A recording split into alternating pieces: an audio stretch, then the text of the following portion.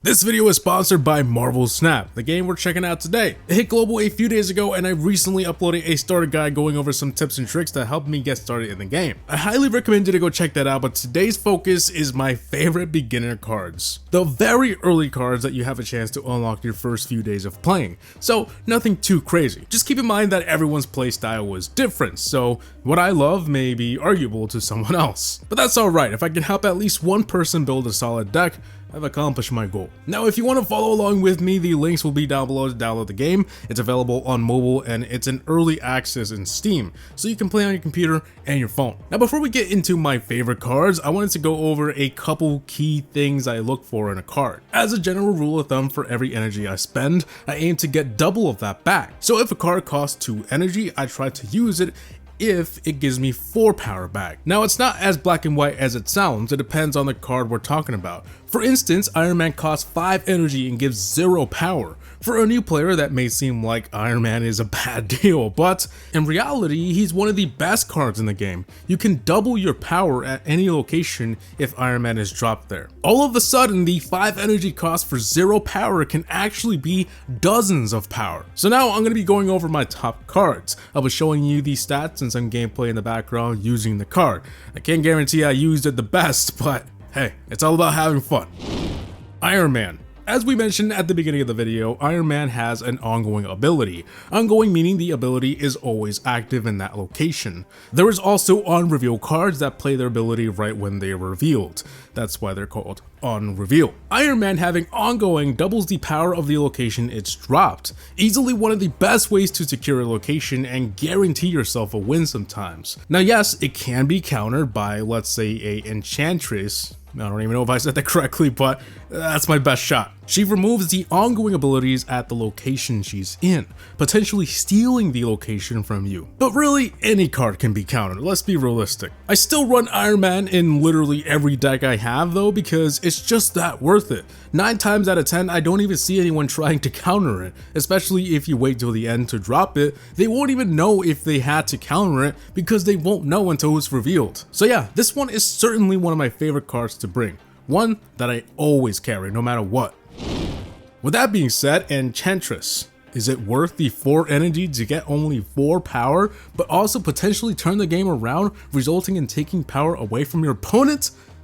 Yes, well, it depends. Most decks you face will have cards with ongoing abilities, and sometimes some opponents have their deck filled to the brim with ongoing cards. It's nice to have a hard counter catch them by surprise, and I've been using this recently and it's become one of my favorite cards to bring. This one really just depends on your playstyle though. I know when I started playing I didn't really care about the opponent's ongoing cards, I kinda just played around it, I dealt with it. But now I have the option to do something about it. Like I said, really just depends on playstyle. You either love it or never touch it at all. Now, there are situations where she becomes a bad card. Some people run an on-reveal only deck, which makes her simply a 4-cost card that gives you 4 power, and that's it. But I rarely ever come across people only using on-reveal cards, so it shouldn't be that big of a deal.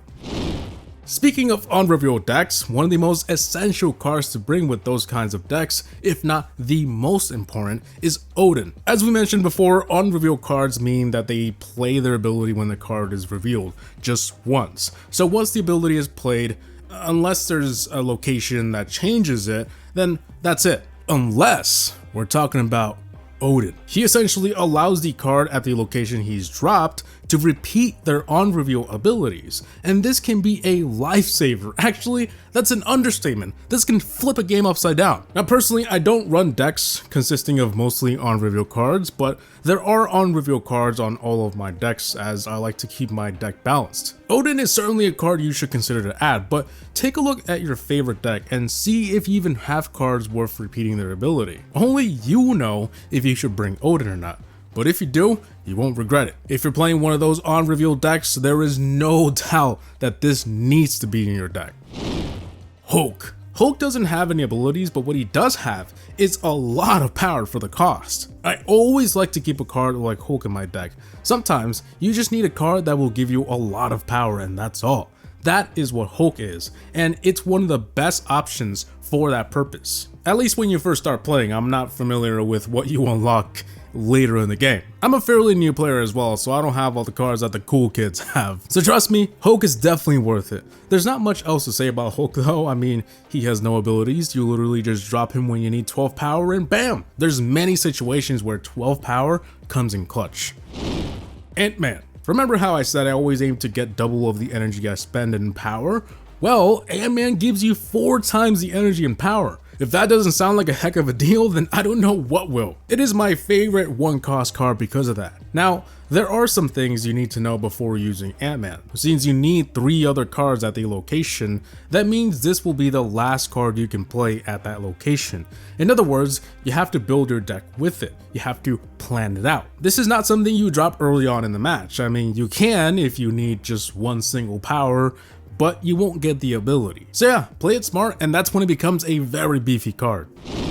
Wolf's Bone. This card costs 3 energy and gives 1 power, but it has an ongoing ability giving you +2 power for every card you have at that location. So that 1 power can easily be 7. Now yes, getting 7 would mean it has to be dropped last, kind of like Ant-Man. I don't think it's worth it if you're dropping it first or second, but third?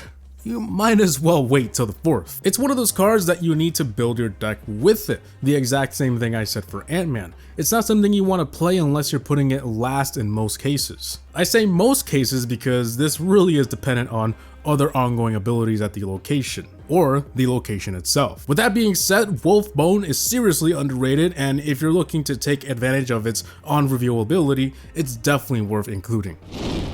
White Tiger. I've recently started using this and it's awesome. It costs 5 energy and gives you 1 power, but on reveal, it spawns a 7 power tiger at another location. So really, it costs 5 energy and gives you 8 power. Now that may sound not so worth it, but the cool thing to consider here, this card has the ability to drop that 7 power tiger at any location. That includes locations where you normally can't drop cards in. So say Miniaturized Lab or Sanctum Sanctorium, as well as many other locations. On top of that, if you pair this with Odin, things can get interesting. This makes White Tiger a perfect card for on-reveal decks. But even if you're running a normal deck with your favorite cards, this is incredibly useful. Nightcrawler. I haven't used this as much as the other cards on this list, but let me tell you, I don't even need to use it a lot to tell you how OP this can be. It costs 1 energy and gives 2 power. Right off the bat, off to a great start, a great choice for a 1 energy card. But here's the thing, you can move the card once. Now there are so many situations where this can be useful. I can't even mention them all, and I probably don't even know all of these situations because I'm not a pro player. Like I said, I consider myself still a fairly new player. I have so much to discover. Anyways, the other day I decided to screen record this mess of a match with the Nightcrawler. The left side duplicated cards dropping there, so I had 2 Nightcrawlers and swapped one of them for an Iron Man. I showed you this to give you a sense of what's possible. I actually ended up losing that match, but that was my fault. Anyways, Nightcrawler. For 1 energy, very worth it.